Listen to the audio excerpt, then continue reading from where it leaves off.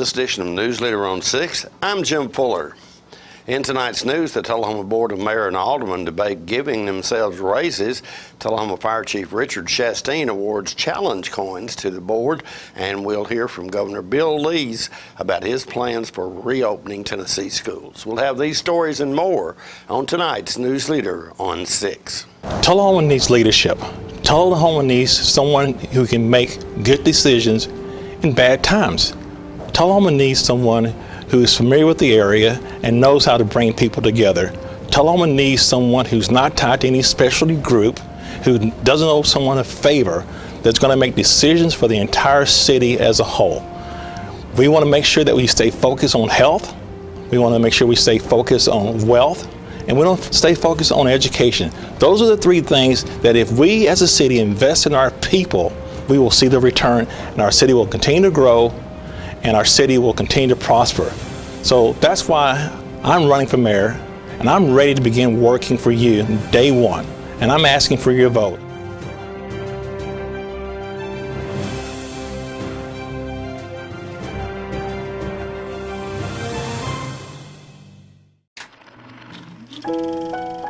You made the time and the sacrifice to broaden their horizons, to see their smiles, but mostly to make lifelong memories.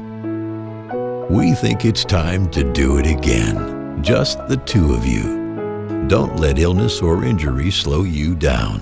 The rehab team at Life Care Center of Talahoma is ready to help you live well.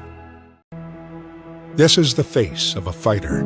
I'm fighting to keep Tennesseans working. I'm fighting for time with my friends. I'm fighting for football on Saturday. I'm fighting to see my students back in the classroom. We're fighting for our small business. I'm fighting to keep my family safe. Whatever you're fighting for, it's time for all Tennesseans to fight back. Until there's a vaccine for COVID-19, this is the face of a fighter. Face it, masks fight COVID-19. Welcome back. Talahoma Fire Chief Richard Chastain presented the Talahoma Board of Mayor and Aldermen challenge coins at Monday night's board meeting. Ask the board, are you familiar with a challenge coin? Has anyone ever received a challenge coin from anyone?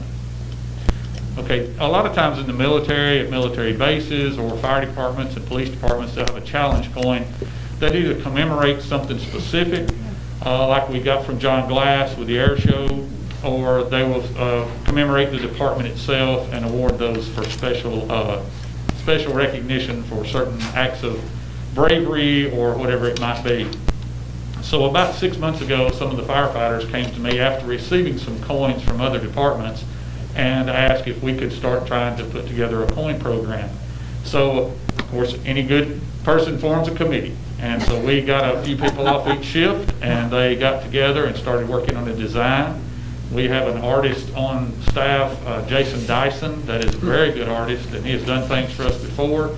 So he put together some samples.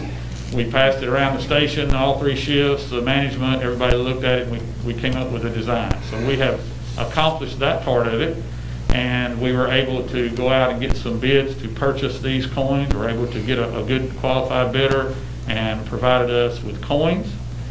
And we have got a program put together now. It officially went into effect July the 1st of 2020. If you don't mind, I'd like to read a small proclamation, and then we'll go from there.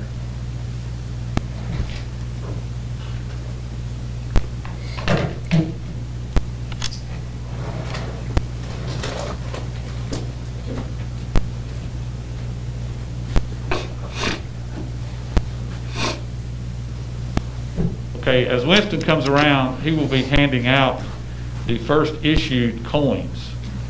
And they are specific to each one of you. And we'll let you get those in your hands if you don't mind, if you want to take the coin out of the package and look at it so you can see both sides clearly.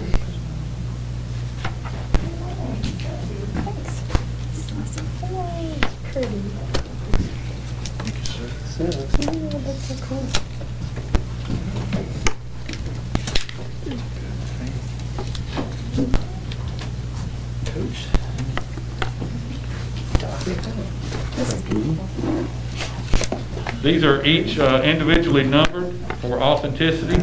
So when you get one, your certificate will show the number, so we know you didn't just swipe it from somebody else and start bragging that you've got one. It has to be technically issued to you, okay? So this is the Talahoma Fire Department Challenge Coin. The intent of the Challenge Coin program is to recognize and honor those individuals who exemplify common values. These core concepts, community, dedication, tradition, and sacrifice, are the foundation of the Talahoma Fire Department. Hence, these words are prominently displayed. Community, a feeling of fellowship with others as a result of showing common attitudes, interests, and goals. Dedication, the quality of being committed to a task for purpose. Tradition, long established customs or beliefs that have been passed on. And finally, sacrifice, an act of giving up something of value for the sake of something else regarded as more important.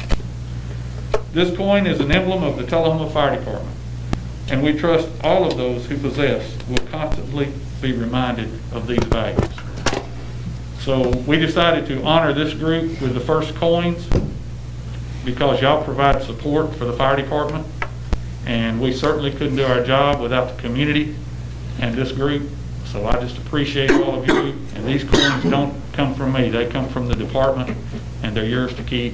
And then this proclamation that we made will hang at the fire station, and now we're tasked with going and giving the firefighters that have done things, or whoever else in the community that might come in and do something spectacular, we'll honor those. So I appreciate your time, and hope you're proud of those, carry them with you. Yes, very nice, very, very nice. You know, we could do our work if it weren't for you as well. The community is a better place because of you and your team. Thank you. Thank you. I'll pass that along to the men and women. Thank you very much. We'll be right back after these messages. Hello, I'm Ray Norris. This is a critical time in Talahoma. On August the 6th, voters will have an opportunity to elect a new mayor, one who can provide proven, experienced leadership, one who knows how to get things done and keep Talahoma moving. I recognize the value of Talahoma's excellent school system. Our system is recognized as one of the best in the state, and I'll ensure that our schools continue at that level. I will not vote to raise property taxes in order to have a balanced budget until all other options have been exhausted. I'll work closely with our city staff to ensure that my fiscally conservative values are incorporated. I've served on all city boards involved in economic development. I see that as a way that we can broaden our tax base and avoid a property tax rate increase. Some developers have had issues with our planning and codes department. I'll commit to these improvements. There'll be consistency in the instructions from planning and codes without changes from day to day. And there'll be predictable timelines for providing delivery dates for plan reviews, permits, and inspections. Timelines that will be met reliably. Now, while we can't do much about the traffic on 41A and 55, we can improve our local streets and sidewalks, and this I commit to do. So I ask for your vote for proven, experienced leadership. When your family suffers the loss of a loved one, the caring and compassionate staff at Talahoma Funeral Home and Coffee County Funeral Chapel are standing by to assist you in every way possible. We are proud to support local industry and offer only Batesville caskets. Many funeral homes don't own or operate a crematory. We utilize the only crematory in Coffee County. Your loved one never leaves Coffee County. We can accommodate any need and any budget. Consider our complete pre-need service to remove this burden from your family during their time of grief. Lock in today's low costs and protect from inflation. Talahoma Funeral Home and Coffee County Funeral Chapel. Our family caring for your family. Welcome back. At Monday night's Talahoma Board of Mayor and Alderman meeting, members debated Alderman Jimmy Blanks' proposal to give the board raises. Number 1542, an ordinance to set the salaries of the board, mayor, and aldermen effective upon the election of the new officials in the annual amounts of $15,000 for mayor and $7,500 for aldermen. So let me read part of the background that you see on page 81 for those in the audience and those that might be viewing. The mayor and aldermen currently receive an annual compensation at rates that have been established from time to time by ordinance, which is a method provided within Talahoma Municipal Code. The salaries of mayor and aldermen have remained unchanged since at least 1993. The current annual salary for mayor is approximately $9,400 and $4,700 for each alderman. At the board's meeting on July 13th, Alderman Blanks requested that the board consider amending the annual salaries to $15,000 for mayor and $7,500 for each alderman. In accordance with state law, and this is important that everybody understand, that you cannot raise or lower an elected person's salary during their term of office. As a result, upon the board's approval, only those elected in August 2020 will receive raises impacting the current year budget, and all other aldermen's rates of compensation will remain unchanged until after the next 2 elections. The current budget fiscal impact for the 3 newly elected city officials represents approximately $11,200, an increase from $9,400 to $15,000 for mayor, and for the 2 aldermen, $4,700 to $7,500. Upon the election of the remaining 4 aldermen in future elections, the additional expenses will be anticipated in those future budgets. Since this was not budgeted or anticipated when establishing the current year budget, it will be offset with the budget reduction in the legislative account for fiscal year 2021. Necessary funds can be transferred from a combination of the following expense categories: general expense, travel training, professional services, legal services, and/or printing and publication to offset the additional cost in board salaries. All right, so that's a little of the background. We have a motion and a second. The floor is open for any discussion. I'd like to just make a statement, if I could, on this issue. As a candidate for mayor, this has a direct impact perhaps on the salary. And therefore, in consideration of that, I feel it's inappropriate that I'd enter into these discussions, and as such would abstain from a vote. Okay, thank you. I would as well. Now, Mr. Berry offers the same. I'll discuss. Okay. So I appreciate Alderman Blanks for bringing this up. I do think there's, in looking at this, I had 2 different ways of thinking about this, and I'd like for us to discuss it. There's one way of looking at this as the way that I see it, as that we are in service to our community by us not really having, let's keep it real, this is not a living wage. Most of us put in well more than 20 to 40 hours a week on this. I know I do. It's pennies on the dollar that we make. It kind of keeps us in some ways. This isn't a job. We do it, I think, because of service. I do have some concerns, though, and overall, I think I've mentioned this in the past to many humans. When we do look at our representatives, when we talk about wages like this, it limits who can actually run for office. When you see this, it's difficult for somebody to say, I'm going to be able to commit time to this when I have to work 2 jobs to feed my family. So it does become limiting in that way. But this type of a change isn't going to help that. So for me, that's where I'm just in this quandary of, I don't think it's, moving to a direction where it will enable more people to run and to be a part of this that would like to be. Yeah, good point. Yep. Anyone else? I'd just like to say, you read 1993 since we had an adjustment. We need to get with the 2000 City Board of Maryland. I can understand Mr. Norris and Mr. Berry not wanting to vote because it would affect them directly. It's not going to affect me. But you could push this ball down the road forever if you wanted to.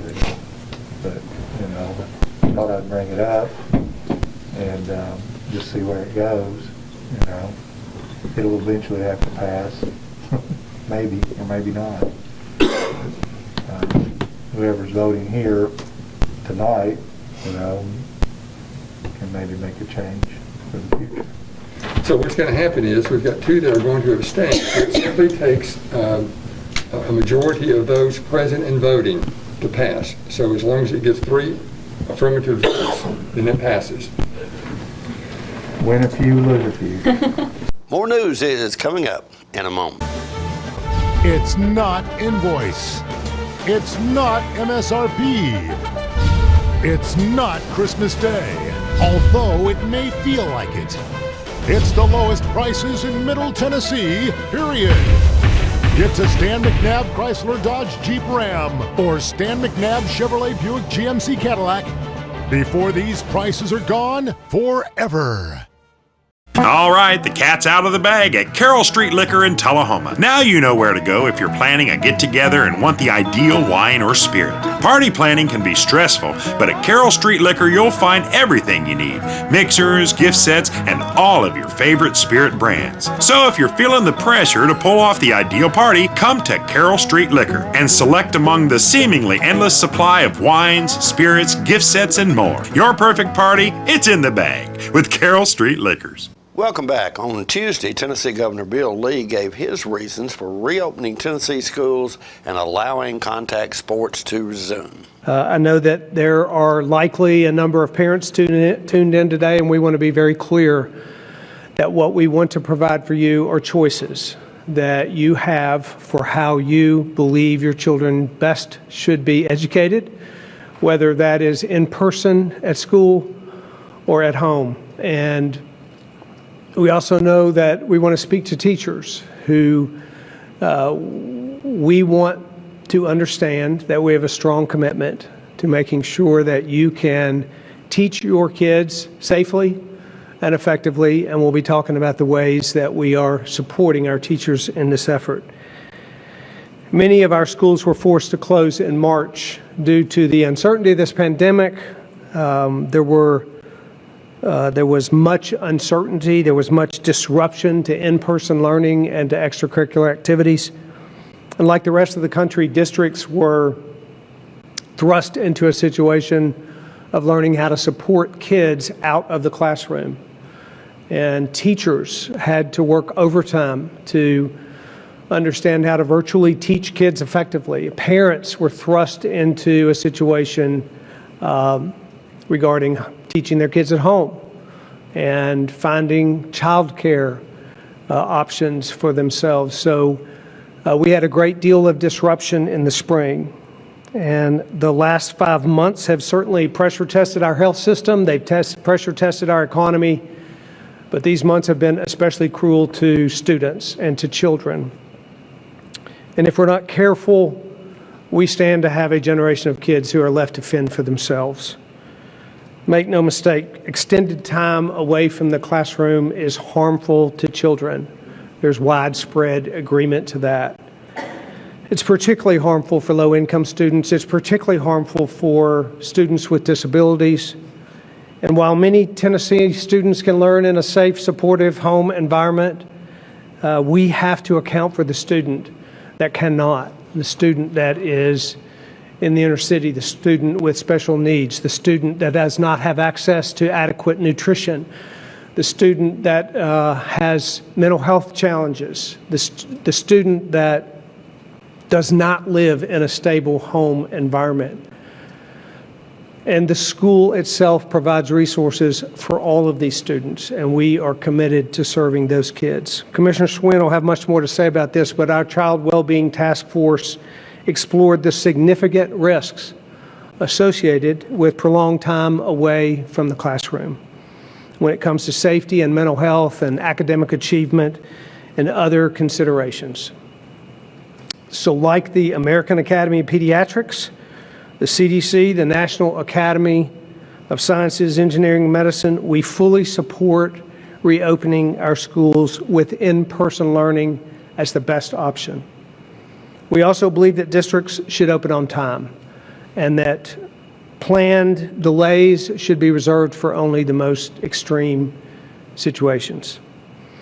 School reopening is not going to be easy, and there will be a temptation at times to throw in the towel or cut corners, but we have to remember this generation of kids that are desperately needing us to show up on their behalf at this crucial time in this crisis.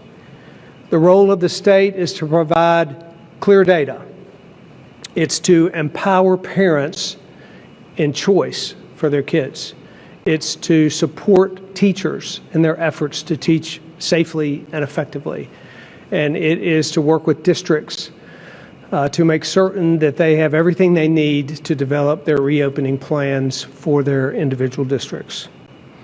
As we work toward the safe reopening of schools, there's also been a lot of discussion about the return of sports in schools. And today I'm signing an executive order that will also not only talk about reopening of schools today, but that the executive order will allow for contact sports to resume in Tennessee schools. We've worked with TSSAA to coordinate a framework so that football season and soccer season can begin.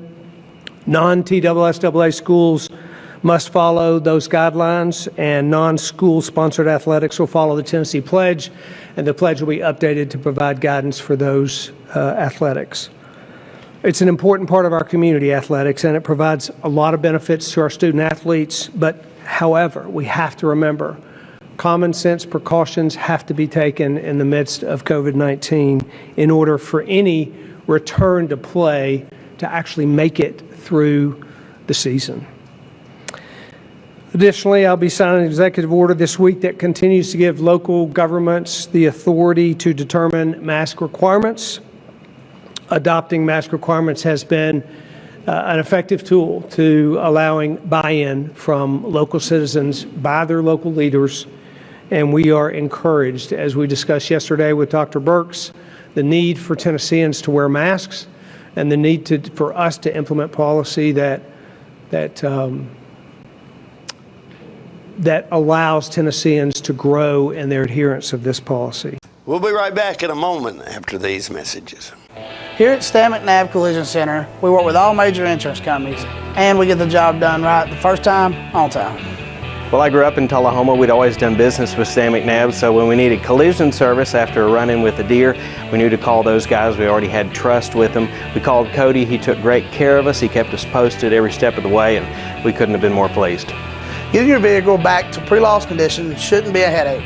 So in the event of an accident, contact me, Cody Hall, at Stan McNabb Collision Center. Here at Manchester Funeral Home, we know the importance of living and working in our local community because it's those families who we serve during their time of need honorably. We believe in supporting local business and offer only 100% Batesville caskets, the best in the industry and a driver of our local economy. If you want straightforward and fair pricing while working with the people you know, choose Manchester Funeral Home, serving your community since 1932. And pre-planning and pre-funding can be the best gift you ever leave your loved ones. Call us to pre-arrange. Manchester Funeral Home. Our family, caring for your family since 1932. Welcome back. Also at the governor's press conference on Tuesday, he asked Dr. Lisa Piercy, Commissioner of the Tennessee Department of Health, to give some statistics for school reopening. You know, when you think about school, it's normal. You probably think about education. But I want you to remember there's so much more that children get at schools in addition to an education. And as a pediatrician and a mother, I know we're all focused on the holistic well-being of the child. Let me point out a few things that kids get at school that you may not readily think of. One is physical health. You've probably heard us talk about the importance of nutrition and feeding when children are at school, but they also get physical activity there, and they get, in some cases, health care. So school is important for their physical health. And as the governor mentioned, and you'll hear more about, children get mental health care at school as well. 75% of all mental health services in children nationally are provided in the school system. Likewise, schools are a very important place for identification of possible abuse and neglect. And we all know that children not only enjoy but thrive when they have the social and emotional supports that they receive at school. And that's why the Centers for Disease Control, the American Academy of Pediatrics, and the National Academies of Science, Mathematics, and Engineering, as well as the Department of Health, all recommend a return to in-classroom learning. So the Department of Health has been assisting the Department of Education in how we can do that in the safest manner possible. I will remind you that multiple studies, and the CDC recently pointed this out, that children are primarily not the drivers of community and spread in schools. They're also typically not the primary source of infection amongst family members in a household. And we also know that children are most likely to either have mild symptoms or be completely asymptomatic. In addition to helping the Department of Education with reopening, we've also been assisting them in what to do when the inevitable case comes in school. You've heard me say that before. You know that there will be cases in schools. And so what we're trying to do is make sure that we have a very detailed plan so that when we respond, we can have mitigation of the spread as well as minimize the disruption that it might cause. And finally, don't forget the routine well child care. You know, this is the time of year that you would typically get your back to school physical and any immunizations, kindergarten shots, or middle school shots that you might have. And I want to tell you about something that's been concerning. Right now, we are 43% lower in immunizations than we were this time last year in childhood immunizations. That means almost half of the kids that should have gotten shots haven't gotten them. And I realize part of that is because of decreased movement and going about, but I want to reassure you, it's safe to go to the doctor or the health department. Get your routine immunizations, get your back to school physical, and make sure you're taking care of routine well child considerations. And last of all, have a great school year. Stay with us. Your weather forecast is coming up next. My wife Jackie has always been the life of the party, but things changed when she couldn't be as active anymore. They told me I needed a double knee replacement. It's not as big a deal as it used to be, but she still needed to go to rehab. I was amazed at how good the therapists were at Life Care. They took really good care of me. They took excellent care of her. And now she's back doing the things she loves, and that makes everyone happy. Life Care Center of Talahoma wants you to get active and live well. We're losing it, Doctor. Not on my shift. Quickly, brush. Roller. What a transformation. It's gonna be okay. Okay, nothing.